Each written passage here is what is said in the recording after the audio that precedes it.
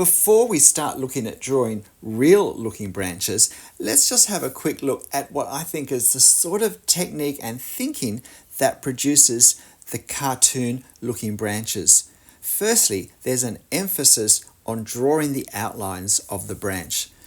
And this is often the process, what you see now, I believe, from how the branches look as to how they're drawn.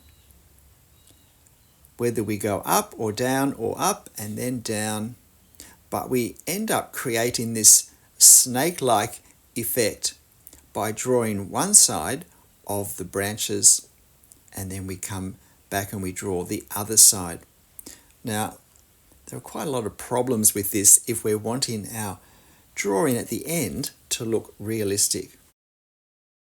Part of the problem here is that our emphasis, even if we do this well, and it's extraordinarily hard, I think, to draw branches accurately well using this technique, but even if we draw it well, we've still created a very flat two-dimensional feel. This looks like it could be a paper shape that's been cut out and stuck on the paper. We have very smooth sides that twist and turn in a two-dimensional sense.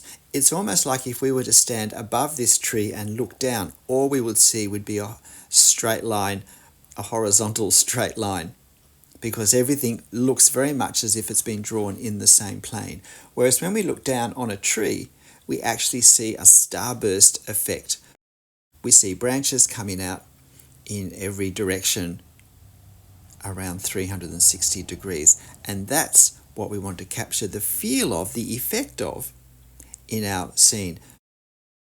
Now, good drawing starts with good observation, and in this case, I suspect that I haven't looked really very carefully at the tree, the branches. I've looked at the shape, I've looked at the outline, and I've sought to copy it, but I haven't tried to work out which branches are actually coming towards me and which branches are moving away from me, which branches are in front of other branches.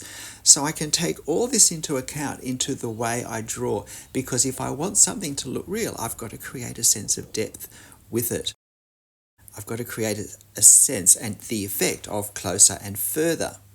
With 2 dimensions, very cartoon characteristic 2 dimensions. With 2 dimensions, I don't have to do that because I'm drawing it all as if the whole thing is the same distance from me.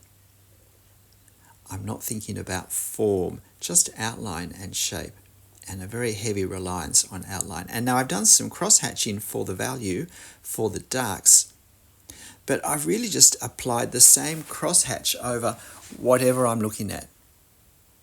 There's no regard for the roundedness of the branches and how that would affect, how that would impact either the shadows or how we would draw them, our hatching lines.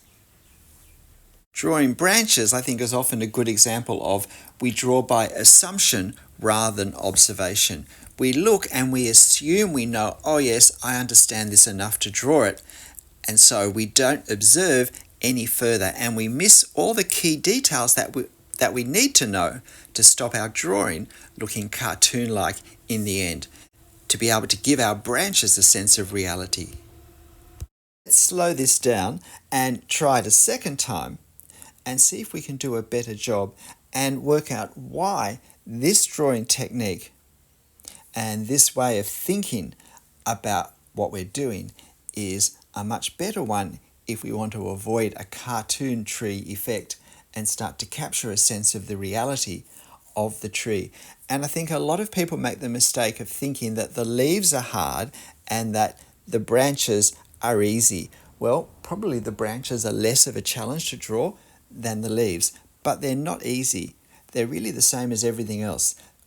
We need to observe carefully our reference. So for me, the first start of this was to spend probably 3-4 minutes looking carefully at the branches and seeing which way they went, which ones came towards me, which ones went away from me. With the first drawing, what we drew very much captured the sense of the branches were curving around, but we somehow managed to draw the curves very two-dimensional, as if we're looking down on a racetrack. In fact, I like to think of branches as writhing which gives the sense of twisting and turning. And of course, some species of trees writhe, they twist and turn more than others. Some trees, their natural growing state is fairly long, straight, smooth-edged branches, but often not, and particularly not in Australia, where writhing trees, as they twist and turn to put their leaves in front of sunlight, are certainly much more the norm. And this dead section of probably a Sydney Angophora, I think, is certainly helping to show that without its leaf cover. Now you'll notice how I'm drawing this. I am not drawing one edge all the way along one straight line.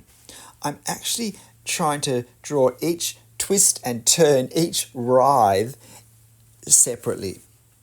And by drawing both sides at once, it's much easier to keep control over the overall width of my branches.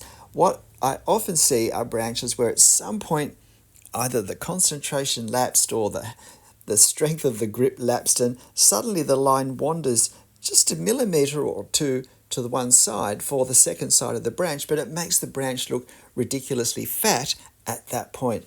Generally, branches are meant to go from thicker to thinner to very thin.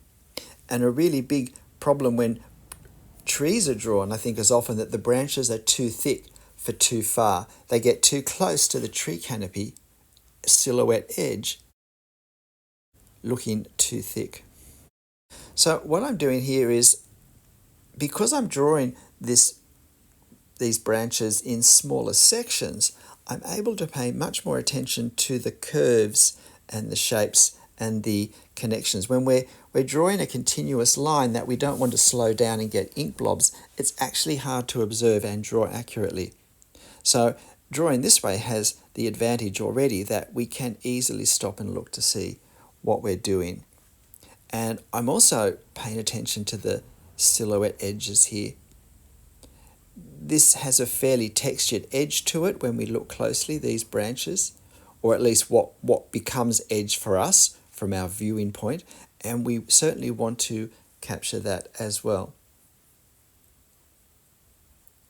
And even though we're going to have thinner branches than in the first drawing, trying harder and being able more drawing this way to get the thicknesses relative to each other in the right way. We still want to have credible value for the shade on the undersides of these branches. So we do want to have enough room to be able to indicate that in some way. And now I do these branches going back. Now I used the same pen. You can see clearly it's a 0.3 millimeter pen. If I were really wanting to create an artwork from this, I'd probably be switching to a lighter pen, maybe a 0.2 for the branches that go back, or the parts of branches that go back past a certain depth of plane in this scene. And if you're finding this video helpful, then please help me out, hit the like button, leave a comment, and of course if you haven't subscribed already to my channel, why not? So now I'm doing my marks to create value. I don't think of cross-hatching or hatching anymore. I just think of marks to create effects, and I want the effect of the shade on the underside of these branches. But I want to put marks that also in some way represent the curvature, the cylindrical shape of the branch. And part of the reason the first tree looks so cartoon-like was that my hatching was laid down as if it was being laid down on a flat surface. So that reinforced the two-dimensional look that my line work gave even more. Creating a sense of roundedness is what it's all about, to create a sense of 3D, to create a sense of form, of movement, of direction, away and towards. So not just have I drawn the sections curve by curve in effect, and as I do that, I'm able to be thinking, now this is moving away and twisting to the right, or this is moving away but up slightly. And then I position more carefully for the next section. So I do that, but when I add the next section, I don't always join up completely section to section, because I find that gives a sense of twist to it. That gives a sense that somehow it's not a nice, smooth, straight, continuous line all in the one plane. But there's a twist in that visually is represented by a slight gap, almost as if we lose sight of the edge at that point because of the twisting of it. And so if we're rushing to do our branches because we don't think they're so important, then we miss the opportunity to create these effects, which overall, and with the other elements of our scene, we bring together to create the effect of reality, even though, of course, we've come nowhere near drawing the exactness of the reality we see in our reference. I have a playlist, if you're interested, on creating the effects of things rather than drawing the actual things in detail, which of course with nature is particularly helpful, but it's just as applicable to crowds of people or to fancy architecture, anything with a complicated design. So now I'm looking around, working out what parts of this look a bit undercooked. Where do I need to add a bit more hatching? Where have I forgotten the hatching? So again, each separate curving section, I take it separately and I check the reference to see, is it curving in a direction that means it gets more shade? Or is it curving in a direction that means it's got less shade?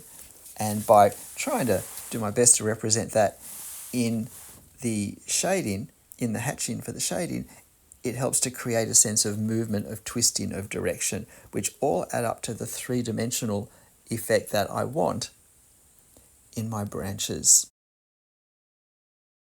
All the time we need to be thinking depth effect for branches and shading that's either going closer or moving away from us.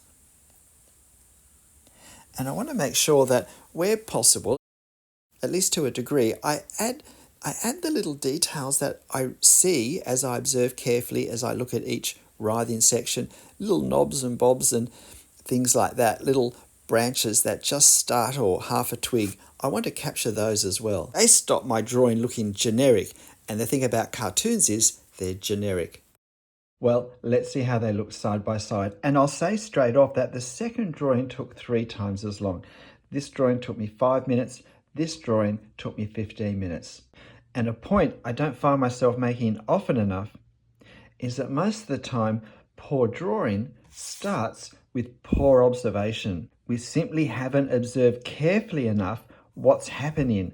We haven't got enough understanding to help us then work out which techniques we're going to use to capture the effect of what's happening. What we haven't stopped to understand, we're not going to be able to capture. And that's part of the reason these branches don't look real.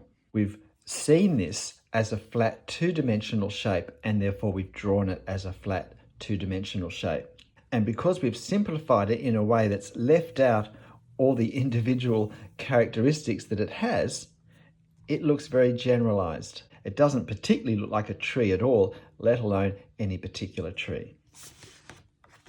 But when we put that detail in, these are the things that our brain is used to seeing on tree branches. And we've used a technique of putting marks on the paper that's far more effective in capturing the movement, the twisting, turning towards us and away from us movements of the branches. Not just curving the way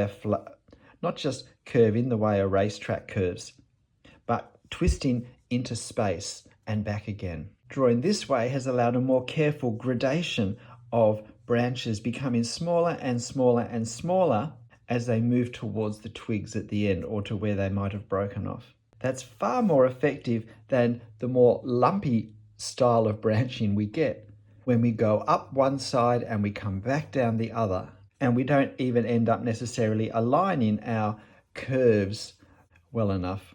Of course, I'll post this reference photo on my channel community page. If you want to have a go drawing, this is a great example. In some ways, branches may be easier to draw than leaves, but don't make the mistake of thinking they don't require just as much attention and observation to understand what we're drawing and to be able to work out what the most effective marks to put on our paper will be. G'day, I'm Stephen Travers. I know trees continue to be a big problem, all aspects of trees, for many people, and there are good reasons for that. I hope this video has helped you sort out one part of those difficulties. And if you're interested in more from me on trees, I do have a trees playlist. But whenever you find yourself drawing, however you're drawing it, trees, branches, whatever, make sure you have fun. I'll see you next time. Bye.